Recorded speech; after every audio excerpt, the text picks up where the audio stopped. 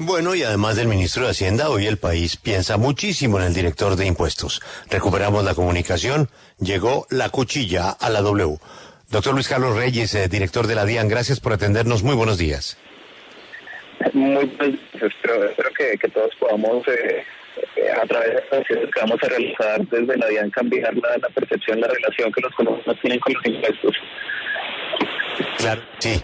Lo más importante es esa lucha que ustedes van a dar contra la evasión, que es el más grande de los males en el tema de la recolección de impuestos en Colombia. Director, yo quiero preguntarle por el tema de pensiones. Tengo muchísimos correos. Me dice un oyente lo siguiente: será a partir del primer peso después de 10 millones, pero hay quienes dicen que en el texto la tributación será a partir de 5.368.000, porque van a rebajar el tope de la exención de 12.000 VT a 1.790 VT.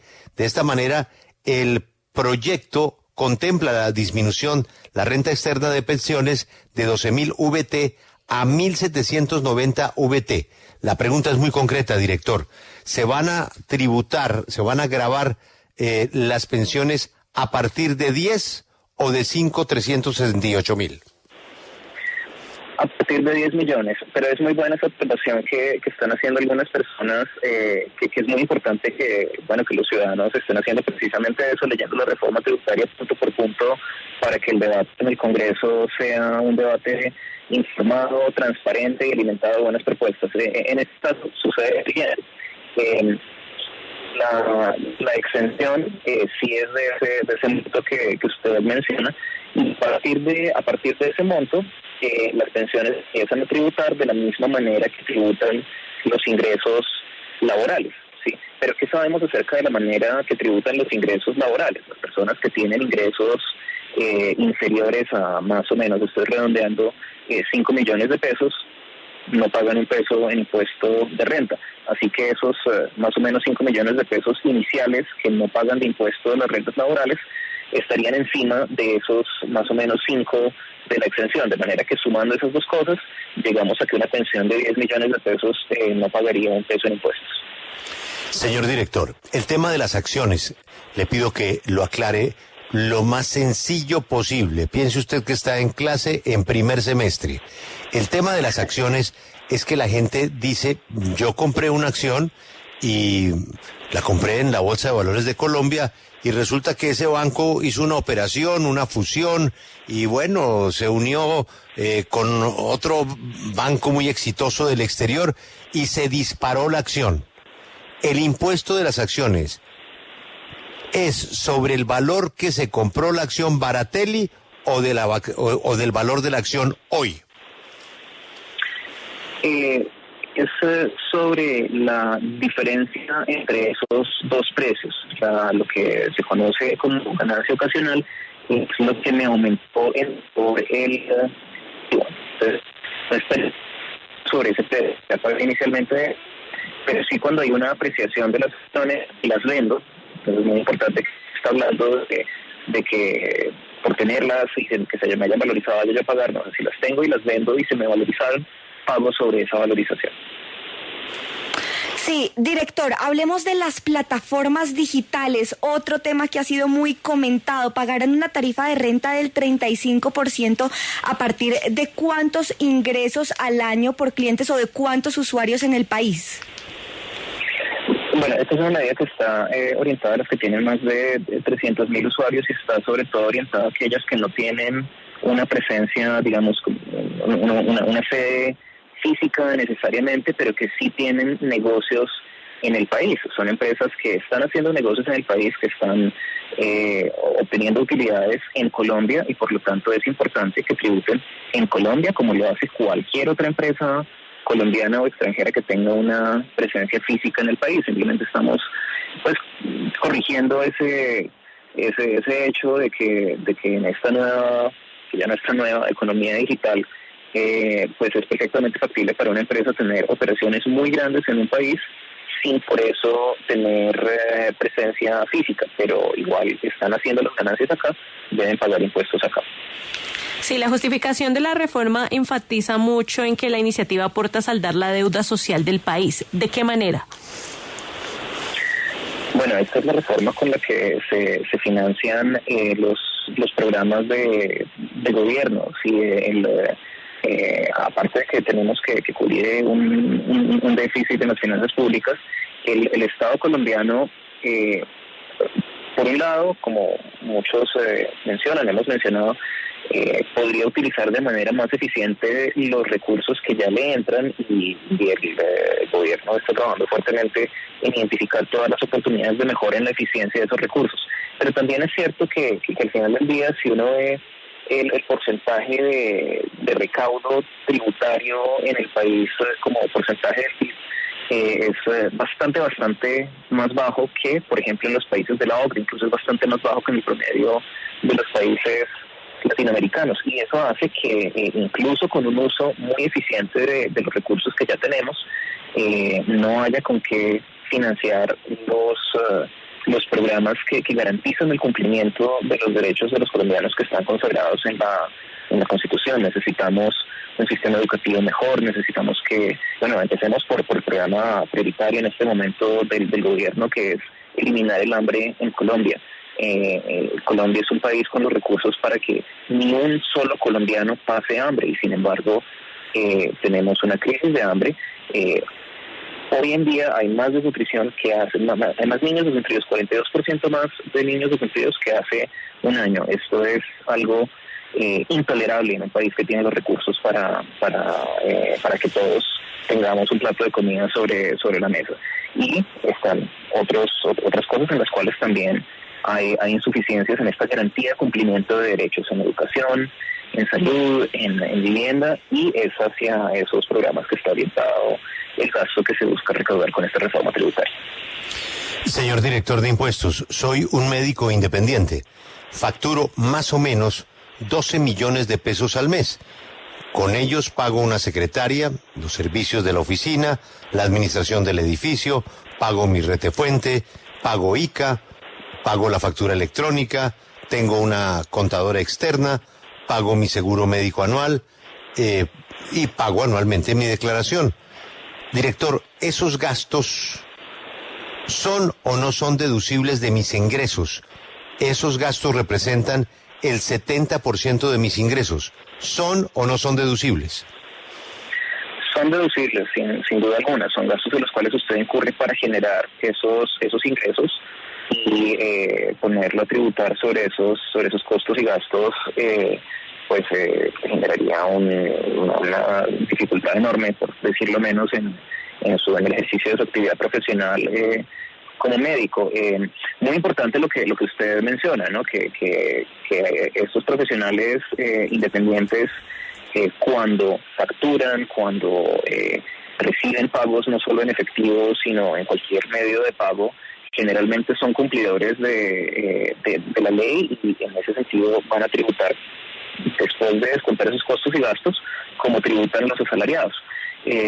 Una preocupación grande con respecto a los profesionales independientes, y por la cual se habla mucho de las deducciones de costos y gastos que ellos tienen, es que los profesionales independientes, al tener esta facilidad de deducir costos y gastos, algunas veces incluyen costos y gastos que no son pertinentes.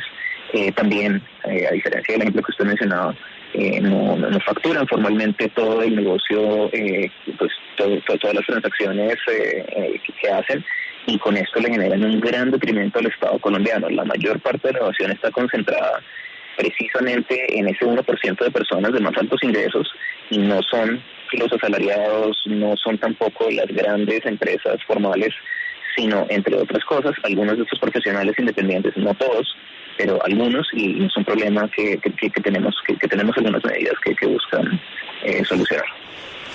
Señor director, primero, que Dios me perdone por lo que estoy escribiendo a la W. Trabajo en un templo cristiano, tal vez el más grande del país. Director, aquí zumba el billete, como usted no lo puede imaginar, y todo se concentra en una familia. ¿Ustedes finalmente le meterán el diente a los impuestos a estos templos cristianos? Bueno, mire que comparto perfectamente esa preocupación. Yo soy cristiano y veo estas cosas y me entristecen profundamente. Creo que ahí la solución es no atacar a la inmensa mayoría de iglesias que son la inmensa mayoría de iglesias están lideradas por pastores que no hacen ese tipo de cosas, es las que tienen trabajos trabajos aparte de su ministerio pastoral para poder sostener la labor que ellos realizan. Y las iglesias tienen una razón legítima para tener un trato tributario como organizaciones sin ánimo de lucro, como lo hay para muchas otras. Pero todos los abusos tributarios tienen que parar y obviamente la política desde el gobierno es para todas las entidades que hagan esto, exigirles que rindan cuentas como es debido. Director, el tema de cárcel para evasores, hablamos hace unos minutos con el ministro de Hacienda y él dijo que eso va, pero va después. ¿Por qué no se incluyó en el texto original de la reforma tributaria? Bueno, la razón es que para la creación de nuevos delitos, para la tipificación de delitos, es importante que haya, antes de que se proponga, un concepto del Consejo Nacional de Política Criminal. De lo contrario, podría haber vicios de forma en la medida. El Consejo Nacional de Política Criminal está compuesto por altos funcionarios del Estado, incluyendo varios miembros del gabinete, y por 6 congresistas, dado que estamos apenas en el segundo día del gobierno, todavía no había la oportunidad para que este consejo falle sobre las propuestas que que estamos tramitando, pero se presentarán durante el debate y serán el tipo de propuestas que se han anunciado, penas fuertes, incluyendo de cárcel, obviamente proporcionales al monto de evasión para aquellos que estén desfalcando al Estado colombiano. No, por este lado. No hay nada. Sí, ahí está. Sí. Una de las cosas que se ha puesto de moda en este diálogo es el de establecer la diferencia entre la reforma Carrasquilla y esta reforma. Yo recuerdo que usted criticó bastante la de Carrasquilla. Es cierto, y esta reforma es diferente por un par de razones. En primer lugar, no se enfoca en los ingresos de personas de más bajos ingresos. De hecho, solo le apunta a 10,000.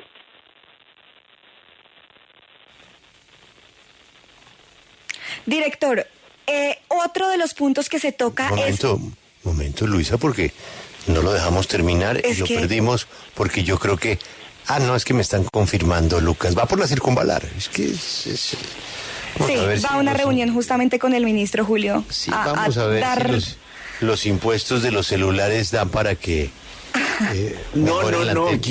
quitémosle el IVA a las antenas de celular por la circunvalar, ese bien exento de IVA, metámoslo. Y se perdió.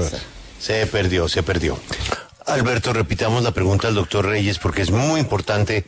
Claro que sí. Que la interrumpimos. Entonces, se nos va lo que usted llama el contexto. Director, aquí en este programa, don Lucas Pombo le ha preguntado a varios de los invitados cuál es la relación, la comparación entre el proyecto Carrasquilla y el proyecto Ocampo, llamémoslo así, porque yo recuerdo que usted fue muy crítico del proyecto Carrasquilla. Es cierto, y la diferencia principal es que esta es una reforma que su recaudo no se apoya en ninguna manera en las finanzas de los colombianos que tengan ingresos de menos de 10 millones de pesos. Pues me parece que lo importante es mirar hacia adelante y no tanto hacia el pasado, digamos, ¿no? El punto no es criticar cosas que ya pasaron, pero como me lo pregunta, la propuesta del exministro Carrasquilla contemplaba primero hacer que más personas pagaran impuesto de renta, y esto no es algo que se contemple en la propuesta que estamos haciendo. Buscaba que personas de ingresos de 4 o 5 millones subieran, mientras que aquí que los impuestos de las personas subieran, mientras que aquí estamos hablando solo de personas de más de 10 millones de pesos, es decir, del 1% de los colombianos con más altos ingresos. Y era una propuesta que tenía un componente importante de recaudo adicional por parte de modificaciones al IVA a bienes de consumo del día a día de los colombianos, que es algo que no tiene esta propuesta. Me imagino que al decir eso, de pronto alguien se pregunta, bueno, pero espere, ustedes están proponiendo unos impuestos saludables que tocan algunos alimentos quizá muy queridos por los colombianos, y quiero abordar esa inquietud que pueda surgir. Porque los impuestos saludables que están dentro de esta propuesta, en primer lugar, son cumplimiento de un punto del programa con el que Gustavo Petro y Francia Márquez hicieron campaña. No es algo que se les esté mostrando por sorpresa a los colombianos. Y segundo, son impuestos de los cuales no depende el recaudo de esta reforma tributaria. El mayor éxito que pueden tener estos impuestos saludables sería que recaudaran al cabo de cierto tiempo 0 pesos, porque son impuestos que no están diseñados por su impacto en el recaudo, sino diseñados para darles incentivos a los consumidores a que sustituyan alimentos no saludables por alimentos saludables. Y pues este es un punto de la reforma que está abierto a discusión, por eso lo lanzamos a debate en el Congreso en el primer día hábil del gobierno. Pero justamente, director, ese punto es el que aquí han dicho algunos abogados que podría sí afectar a la clase media. Usted dice que se va a debatir, pero además del impuesto a bebidas azucaradas y alimentos ultraprocesados, también sobre las ganancias ocasionales han dicho que se podría afectar a la clase media. Por ejemplo, cuando alguien venda un apartamento y entonces ese mes supere las ganancias de 10 millones de pesos. ¿Qué margen tienen ustedes de discusión frente a este asunto? Bueno, ya existe una exención para quienes hagan precisamente ese tipo de ventas. Cuando venden un inmueble de menos de 500 millones de pesos, están exentos del impuesto a las ganancias ocasionales. Eso cubre la inmensa mayoría de vivienda del país, por un lado. Y por el otro, el impuesto a las ganancias ocasionales es sobre el último avalúo, es sobre la diferencia entre el último avalúo de la vivienda y el precio de venta. Así que de ninguna manera sería un impuesto como, no sé, de pronto a uno se le podría ocurrir a primera pasada sobre todo el valor de la venta o incluso sobre toda la apreciación. Realmente el efecto que esto tiene sobre los colombianos que están vendiendo la vivienda en la que viven, valga la redundancia, es un impacto mínimo. Uh-huh. Y otro punto que no cayó muy bien fue sobre el impuesto de 10% a las exportaciones de petróleo, oro y carbón. No le cayó muy bien, por supuesto, a la Asociación Colombiana de Ingenieros de Petróleo, que además tendrían que pagar regalías, que es por las transferencias de estos impuestos. ¿Usted cómo busca acordar con ellos para que este impuesto del 10%, dicen ellos, no impacte la inversión extranjera? Bueno, nos interesa muchísimo fomentar la inversión extranjera en el país, pero francamente la que más nos interesa es otro tipo de inversión. Nos interesa la inversión extranjera en actividades verdaderamente productivas, intensivas en conocimiento, y no en actividades extractivas que la verdad no es difícil llamarlas productivas en un momento en el cual el planeta está en una crisis climática a cuya solución tenemos que contribuir, y además en un momento en el cual enmarcarnos en la solución a esa crisis climática en términos de hacer una transición hacia una economía basada en energías limpias y renovables, es algo que no es solo una contribución de Colombia hacia el mundo, sino también es una apuesta estratégica para ser líderes en estas energías limpias y renovables, para tratar de llegar ahí primero que la mayor parte de otros países y haber desarrollado la industria que está relacionada con esto y ser como punta de lanza para que esto jalone toda la economía. En este momento, apostarle a una industria que está, pues la verdad, condenada a desaparecer, y si no desaparece es la humanidad, pues no es nuestra principal prioridad fomentar la inversión en ese sector. Doctor Reyes, esta es la penúltima pregunta porque usted tiene hoy un día muy complicado.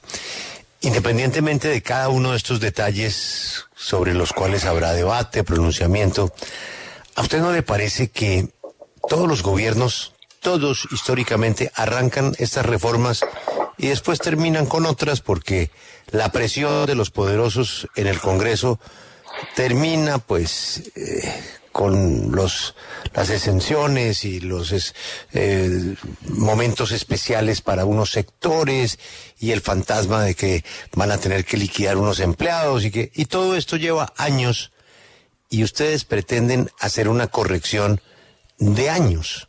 Si esto se hubiera hecho paulatinamente, como se ha hecho en otros países desde el comienzo, pues hoy, primero que todo, si no existiera evasión, no existiría reforma tributaria. Pero ante el acumulado de tantas excepciones especiales para sectores de la economía, la corrección va a ser muy fuerte. ¿No será que eso lo deberíamos también explicar? ¿Cómo han sido los últimos años de reformas que pues han tocado, pero no han llegado al fondo del problema porque todo el mundo tiene una disculpa?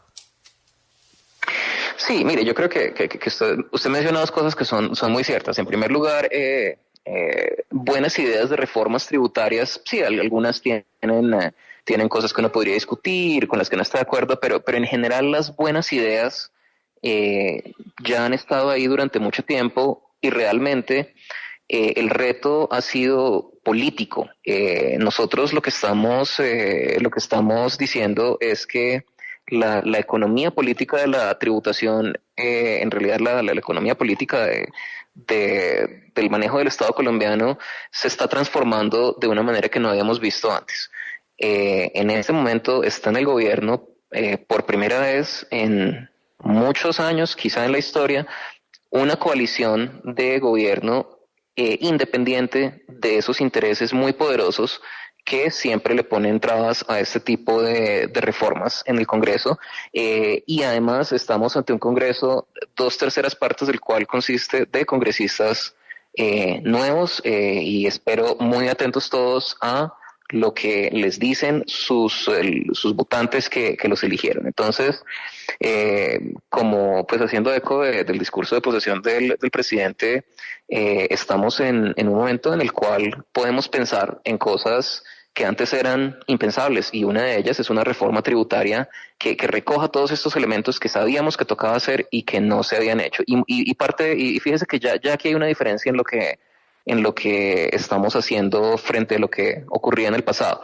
En el pasado, y este es el consejo que muchos expertos nos dieron a quienes estábamos trabajando en este proyecto de reforma tributaria, lo que nos dijeron es, no, mire, usted lo que tiene que hacer es coger el último día del año en el cual el Congreso pueda aprobar la reforma tributaria y contar de ahí para atrás para hacerla en el mínimo tiempo y arrinconar el Congreso para que le apruebe esa vaina rápido, para que no haya mucha discusión, para que pueda pasar, porque si no se logra pasar. Nosotros le estamos apostando a algo totalmente distinto. Le estamos apostando a una reforma tributaria presentada en el primer día de gobierno para una amplia discusión ante el público y ante el Congreso, porque esta reforma tributaria no tiene nada que esconder, y lo que ocurre es una decisión de los colombianos y no de los intereses especiales que han cooptado el gobierno hasta ahora.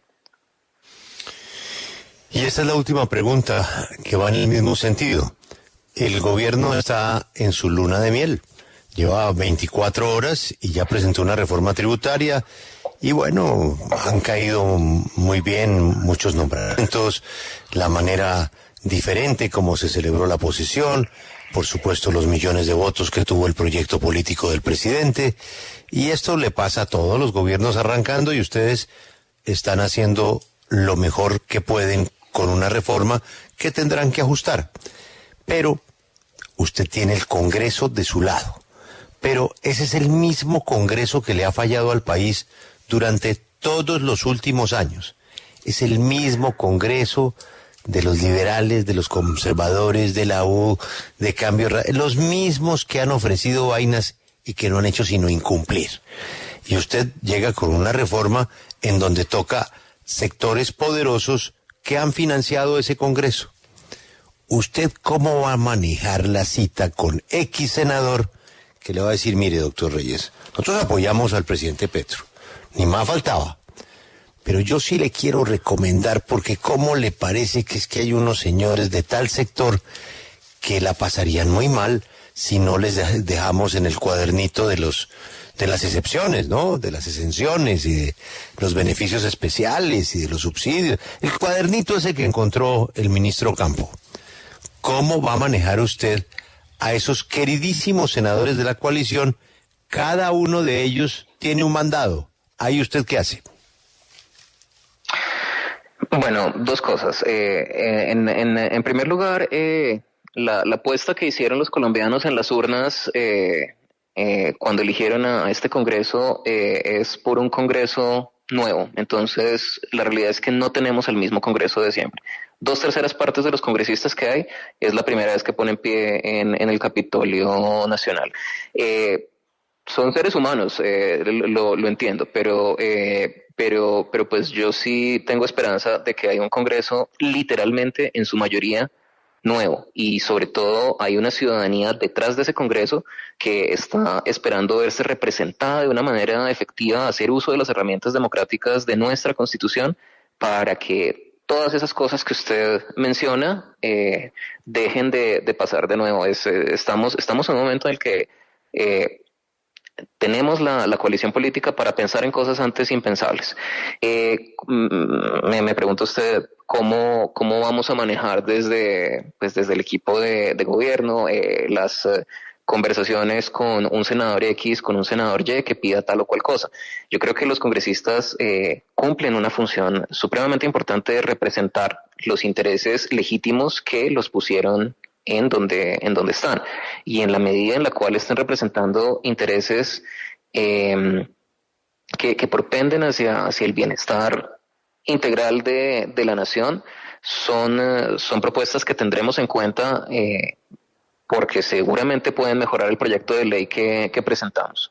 Pero frente a intereses especiales que benefician a un sector que no le está dando una contraprestación al Estado en términos de crecimiento económico, generación de empleo, posicionamiento del país como un líder exportador, les vamos a decir que esto no se puede. Y la apuesta del presidente Petro es audaz, porque empezó el primer día de gobierno con precisamente el tema más complicado que puede empezarse, y creo que la respuesta de la coalición ante la propuesta que estamos haciendo va a dar fe de qué tan útil para los intereses del país es esta coalición.